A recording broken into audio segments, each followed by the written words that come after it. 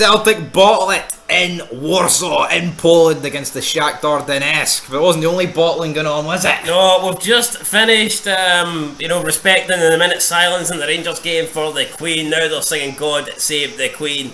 And Ryan118, who's at the game tonight, he spoke earlier. He says he doesn't want to get political, but he does. If you want to watch his vids, said he spoke for like 10-15 minutes and he got deep down and political. And he says that Celtic fans like to mourn in different ways. And I guess you've got Rangers tonight, minute silence, singing the national anthem. And then you've got Celtic fans that were in Poland tonight with banners saying "fuck the Queen." So yeah, I guess Ryan118 was correct when he says Celtic have different ways to mourn. A bunch of potato fucking munching, smelly, child raping, pedo fucking bastards. And guess what? Your manager's fat as well, so get it right up you. Right, let's move on to the game. Let's move on to the game. And by the way, I'm always singing Celtic's praises here, so don't make it as if I hate them, but that's what it is. It is what it is. It's incredible. I don't even like the Queen or anything like that, but it's incredibly disrespectful.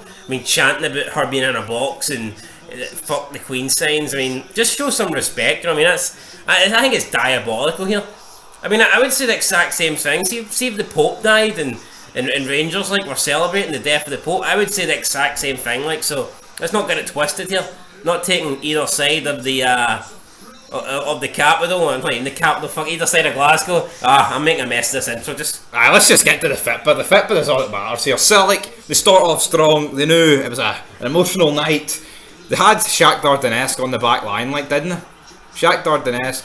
Just like Rangers have Napoli on the back line, Celtic had Shakhtar Donetsk should have scored. All over the place. And they should have scored straight away. Furuhashi, a ball played to him from, I believe it was Greg Taylor. Can't quite get on the end yet, but then their chance does come. It's a quick counter-attack out to Hask Bananovic, whatever you fucking call him. Plays through Rio Itati, who tries to find Furuhashi, but ends up finding the back of the net, so I don't think they're going to complain too much. I think the goal actually went down though is an own goal, but I would give it to Itati. No, I think they did give it to Itati, because even at half time, full time, they were still crediting to Itati, so it looks like Celtic have still got that. And after this, Celtic just were dominating Shakhtar Donetsk. I'm sitting there thinking, how did these bastards defeat Leipzig? Yeah, 4-1. 4-1's 4-1. But then we get to the half an hour mark in Shakhtar Donetsk with their first real chance of the game, equalise. Goalkeeping from Joe Hart, non-existent. People say he's the best goalkeeper in the SPFL. I genuinely don't even think he's the best goalkeeper in Celtic. I don't. For me, Seagrass is a better goalkeeper. I thought this attempt at a save was terrible. He didn't even try and save it. He literally just dropped to his knees and shielded his face with his hands. It's I've never seen goalkeeping like this before. He moved out the road to the ball. If he stood still and stood up, which he was already doing, he'd have saved the ball because it was straight at him. Yeah, so it was literally perfect height for him to make a save, and he went down and he used his hands to cover his face. It was embarrassing for Joe Hart. So Shakhtar Donetsk equalised, and they went in front a couple minutes later.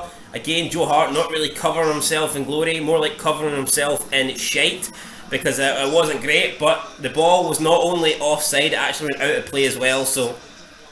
And unfortunately, in this case, 2 wrongs don't make a goal. 2 wrongs make a goal doubly wrong, I guess. Yeah, and to be honest, man, can you really recall another Shakhtar Donetsk chance in this game? They were abysmal. Well, I thought they ended the first half pretty well. No, they did, but they didn't really create anything. And I based on how the first half ended, I thought it would be a long 45 for Celtic. But nope, again, Celtic kind of started the second half, kind of like how they started the first. And they were the better team in the second half, created loads of chances. Jota dribbled past 4 men and just didn't have any end product. We had Maeda went overhead kick that was blocked. We had a bunch of chances with Davy Turnbull. We had a shot just outside the edge of the box, should have done better, but he hit it over.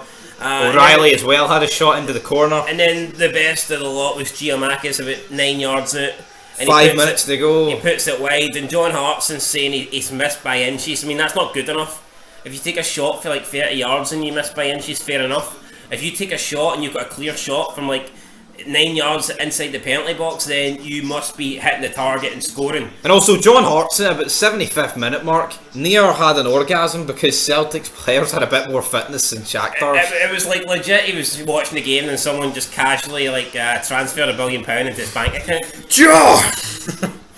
But big match, John. Fucking John Hart's in there, you know. And then basically, like the last 70 odd minutes, he sounded like a corpse, and then out of nowhere, like he comes alive. So who knows? I mean, the last 10 minutes of this game was Shakhtar players going down with cramp. It is what it is. They were doing absolutely. You know what I mean? We're supposed to believe Ukraine's this fucking prideful country. Don't mess with the Ukrainians, and they're doing holding their legs here. That's embarrassing, in my opinion. If your countrymen are really getting blown up to pieces, which they're not, but let's just say they were, and you're pretending to be hurt, laying down on a pitch. I remember when Ukraine done against Scotland in that World Cup quad. I wanted to jump through the screen and bar them. I did as well. That game hurt, like. I did, but anyway, this game. I think. It's a point for Scottish coefficient, you know what I mean?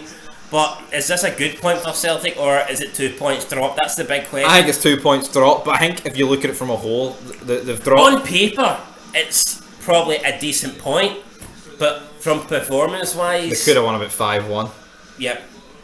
And you know what? Celtic could be literally in this group with 6 points, but they're sitting with 1.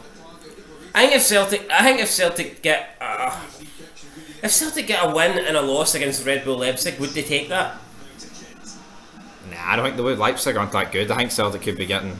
But then again, they were good here, and they fucked up. They've only picked up the 1. I mean, 4 points would be brilliant for them.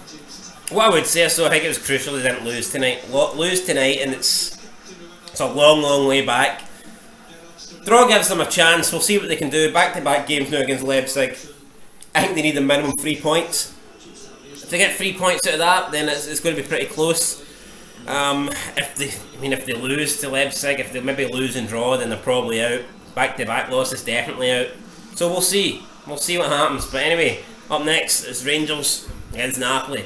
Don't think it's going to be as good, but you know what? They've started pretty well. And yeah, my condolences to Ryan 118. I'm sure he's going to be mourning tonight with his Green Brigade buddies, and maybe they'll be going to like a fucking kids bar or something like that to cheer themselves up. Who knows? That's it though. Till next time. Peace.